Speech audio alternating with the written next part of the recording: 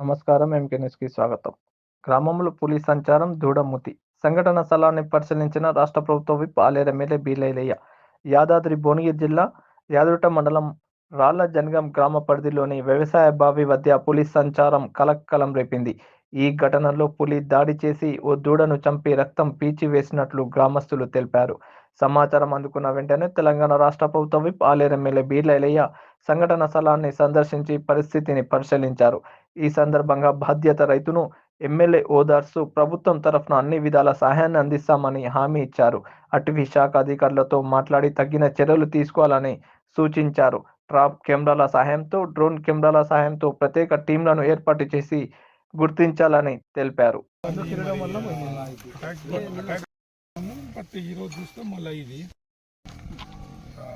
మనిషి ఇట్లా ఉన్నదంటే అట్లా చూసుకుంటా కూడా వెళ్ళిపోతుంది.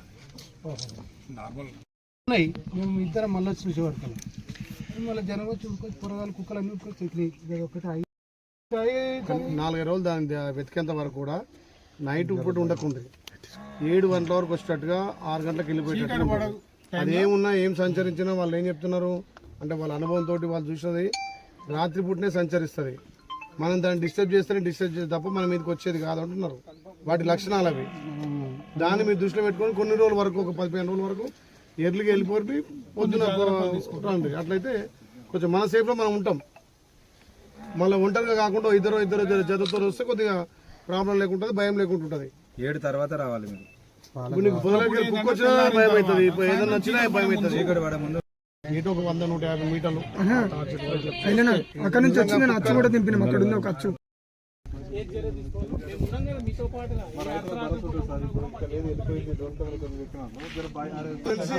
మాక్సిమం ఒకదాని అటాక్ అయిన తన మాత్రం అది ఉండదు.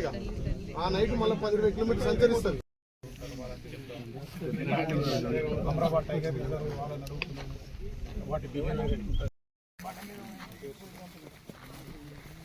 ఒక్కడికి 10 గుర్తిస్తారు.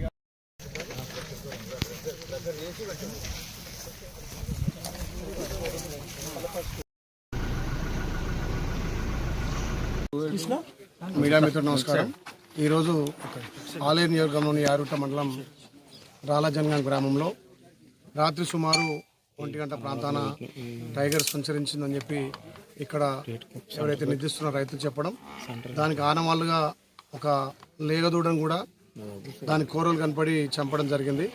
దాన్ని చూసి ఇక్కడ ఫారెస్ట్ అధికారులు, పోలీసు అధికారులు వచ్చి పొద్దు నుంచి ఇప్పటి వరకు కూడా పర్యవేక్షించి మొన్న ఏదైతే ఇక్కడ రాజపేట మండలానికి సంబంధించి, తుర్కపల్లి మండలానికి సంబంధించి ఇబ్రాహీంపూర్లో కూడా సేమ్ ఇదే విధంగా ఒక లేగదూడి మీద దాడి చేసి చంపడం జరిగింది.